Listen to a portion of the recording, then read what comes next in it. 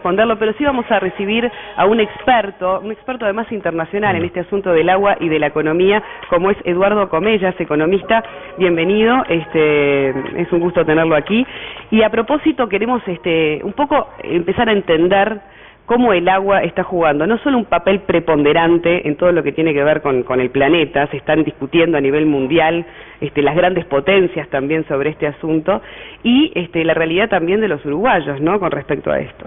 Bueno, bienvenido, buenos días. Muy buenos días, muchas gracias Soledad, Federico, por esta invitación. Excelente la pregunta. En realidad lo que hoy por hoy estamos observando a nivel local y a nivel mundial es una creciente escasez del recurso hídrico, fundamentalmente en términos cualitativos. No es, digamos, relativamente grave desde el punto de vista cuantitativo, pero sí en términos de calidad, claro, lo que impacta fuertemente en la satisfacción de necesidades humanas y en los requerimientos de los cultivos. Por lo tanto, la gran limitante y el gran desafío con el que nos vamos a encontrar a futuro es la restricción que viene por el lado de la calidad del recurso hídrico y por la gran diferencia, por la magnificación de eventos extremos, grandes periodos de sequía seguidos de grandes periodos húmedos que de alguna manera romperían con los ciclos que habitualmente uno estaba acostumbrado a visualizar a lo largo de los últimos 100 o 150 años de la historia. Ahora, Eduardo, ¿el problema de la calidad del agua es a nivel regional o es un problema que ocupa a toda la humanidad? Es un problema que compete a toda la humanidad. El recurso está seriamente comprometido. Países como Latinoamérica todavía no llega a ser en algunas regiones un tema totalmente grave, pero hay muchos países en donde la calidad del recurso hídrico es totalmente nula para satisfacer necesidades básicas humanas, para bebida, y totalmente inútil para cualquier tipo de riego de ciertos cultivos, y que solamente aquellas economías muy desarrolladas y que cuenten con una gran dotación tecnológica y grandes recursos para poder hacer algunos procesos de ósmosis inversa, por ejemplo, podrían contar con la forma y la metodología para revertir ese proceso. Pero generalmente el golpe va a estar dado sobre todo en los países más pobres del mundo. Es que eso es algo eso es lo más importante, porque el tema del agua lo que está también generando a futuro, y ahora en la actualidad también, es la desigualdad social, es quienes acceden y quienes no acceden a esa calidad de agua, como decías, ¿no? ¿Cómo se empieza a asesorar, digamos, los gobiernos para que tengan políticas de gestión adaptadas a los tiempos que corren? Bien. ¿No? Por un lado, con referencia a lo primero que comentabas, considera que la mejor forma de igualar derechos en la población, mucho se discute en nuestras economías en términos políticos de igualar derechos en cuanto al acceso a la vivienda, en cuanto al acceso de la educación, en cuanto a ir ganando derechos, pero son muy pocos los que realmente se plantan en el debate de debatir por el derecho al acceso al agua potable, considerando que ese derecho al acceso al agua potable de alguna manera es garante de todos los otros derechos, o sea que es el que primero debería estar garantizado para poder a partir de ese momento discutir sobre los otros derechos. Y por otro lado, ¿qué deberían empezar a hacer los gobiernos? Los gobiernos deberían empezar a tomar este asunto con la seriedad que desde el mundo académico se está observando, el deterioro cualitativo del recurso y fundamentalmente la instauración de una verdadera conciencia social sobre que en realidad nos está mostrando que estamos frente a un recurso escaso. Muchas veces, sobre todo generaciones anteriores, han sido educadas bajo la concepción de que el agua es un recurso renovable. Y es renovable dentro de ciertas restricciones, dentro de ciertos parámetros, pero una vez que el recurso llega a un nivel de deterioro importante, deja de ser un recurso renovable para pasar a convertirse en un recurso no renovable. Entonces, lo primero que deberíamos tomar conciencia, tanto a nivel gobierno como a nivel sociedad, es que estamos en presencia de un recurso finito, altamente vulnerable y que condiciona en buena medida el desarrollo de nuestras economías a futuro. Claro, pero no le damos valor en realidad. Yo te escucho con atención y concluyo en que aquí los grandes escándalos o las grandes discusiones muchas veces pasa por el incremento del precio del combustible, la inflación, en fin. Y en realidad, como es tan cotidiano para todos abrir un grifo y que salga agua en condiciones, o creemos que está en condiciones de ser consumida por el ser humano sin que afecte nuestra salud, no le damos el valor a lo que representa para una sociedad tener agua potable y habilitada para el consumo. Y eso también debe ser parte de política de Estado, ¿no? Seguro. Trabajar intensamente. Seguro. Y ese tipo de cosas. Es quizás una costumbre o algo que vemos desde nuestro punto cultural. Hay otros lugares en el mundo en donde en el momento en que esa persona tiene la posibilidad de abrir el grifo y ver que sale agua, la emoción es tal que prácticamente se un milagro, se ponen a llorar ante la es una realidad del día de hoy. Claro, o sea, lo que ocurre es que nosotros estamos acostumbrados a directamente girar el grifo y tener agua. Hay gente que para eso constituye ya un milagro. Claro. Entonces, depende y varía mucho el valor que le otorga al recurso una sociedad que está acostumbrada ya desde hace mucho tiempo a contar con esa disponibilidad del recurso frente a una sociedad que se maneja con muchas más restricciones. La pregunta apuntaba a que hace algunas semanas surgió una discusión aquí en nuestro país, producto a que un dinero que estaba destinado a la construcción de un escenario deportivo, cultural, se va a destinar a invertir en mejorar las condiciones del agua potable en determinada parte del país.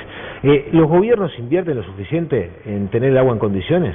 Lo que ocurre es que el político, generalmente, está pendiente de la realización de obras que tengan un alto impacto visual, que sean obras que perduran durante mucho tiempo, pero que sobre todo la ciudadanía permanentemente cada vez que pasa por un lugar las vea y recuerde que tal político hizo tal obra.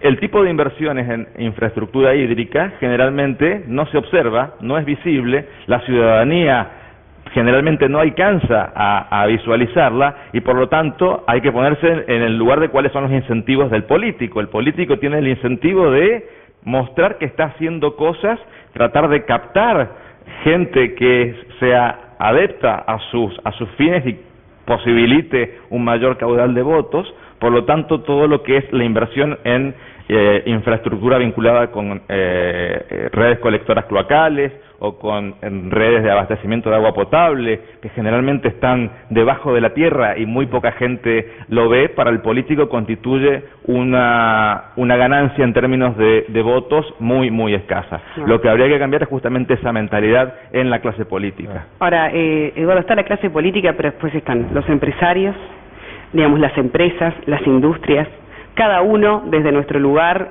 hasta desde nuestra propia casa. Sí. Es decir, es un compromiso que va mucho más allá del político, el tema del agua. Totalmente. ¿Y por dónde se empieza entonces? Además de que la gente ya de por sí tome conciencia cuando va a abrir el grifo de que no puede ser un agua que se pierda mientras hacemos otra cosa, ¿no? Bien, entre tanto que se va generando este proceso de cambio cultural, porque un proceso de cambio cultural lleva un tiempo importante para que se traduzca, puede llegar incluso a pasar una generación completa para efectivizar un cambio cultural.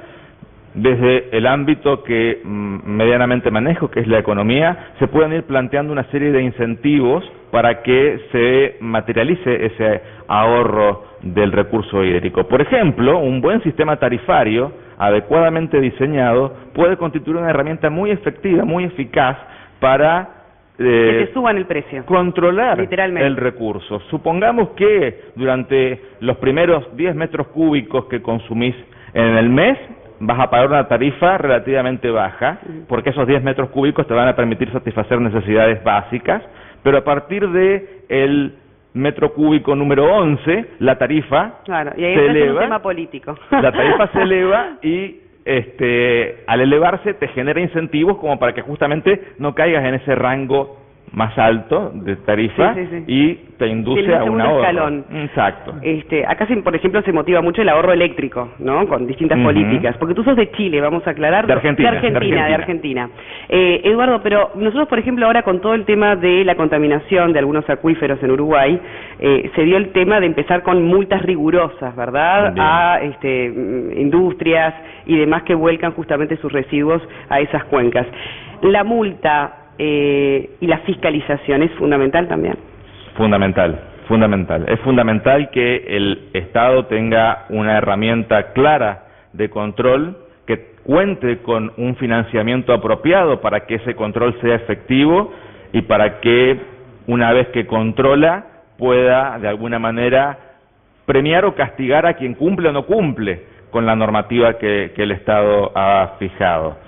Entonces estamos hablando ya de tres partes importantes. Por un lado, el cambio de conciencia desde el punto de vista de la sociedad. Por otro lado, la incorporación de incentivos económicos, quizás a través de una tarifa. Y fundamentalmente la tercera pata, podría ser desde esta mesa, es un efectivo control por parte del Estado para que aquel que incumple sea efectivamente castigado y que el costo que tenga que asumir sea representativo del daño que ha generado, no meramente una multa simbólica o un castigo leve, sino algo que realmente sea consecuente con el daño que se ha estado generando. Vos sos economista, recién lo decías. El vínculo que hay entre el agua y la economía de un país, ¿cómo lo puedes explicar, cómo lo puedes definir? Bueno, en realidad lo que la economía hace es proveer una serie de herramientas, una serie de instrumentos, también otras ciencias lo hacen, pero estas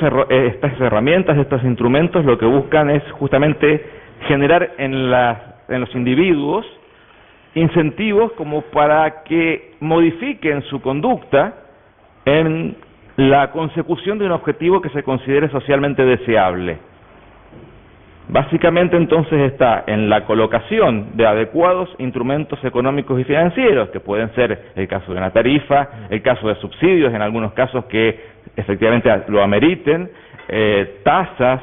Claro, todo lo que es la gestión, como decíamos. Exacto, pero siempre, y no olvidando de que no constituyen los únicos instrumentos y las únicas herramientas para garantizar una gestión eficiente. También tenemos que ser coherentes al diseñar instrumentos económicos que sean consistentes con instrumentos normativos, con instrumentos legales, con políticas educativas. Los instrumentos económicos por sí solos no nos van a permitir resolver el problema. Eduardo, rápidamente para ir concluyendo, ¿es descabellado pensar en guerras mundiales por el agua a futuro? ¿O es por lo pronto mucho más real de lo que uno cree? Resulta tan descabellado, pero si uno se pone a analizarlo en términos de flujos de agua que van de un país a otro, y ve a la guerra del agua como de esa manera, intercambios de agua, no necesariamente tiene que ser esa guerra desde un punto de vista o de una concepción bélica. Claro. Lo que estamos observando es que hay grandes transferencias y que ya se están dando grandes transferencias de agua detrás de los productos que son altamente intensivos en el uso de este recurso hacia países que no tienen suficiente cantidad del recurso hídrico. Entonces, países como Uruguay, países como Argentina, donde se buscan territorios nuevos para que son producir. grandes exportadores de materias primas. Detrás de esas materias primas implícitamente hay una cantidad de agua importantísima, que son flujos que implícitamente se están transportando, se están trasladando hacia otras regiones. Entonces quizás no sea una guerra en el sentido bélico del término, pero quizás sea más bien en el orden comercial. Bien, muy interesante, Eduardo Comellas, gracias por habernos acompañado. Por favor, un gusto, muchas gracias. Y buena estadía entonces aquí en Uruguay. Gracias, muy amable. amable. Que el agua en realidad, sí puede disfrutar del Uruguay, pero el agua hoy tenemos bastante agua, por cierto. Muchas gracias, esperemos que así sea. De forma intensa y copiosa.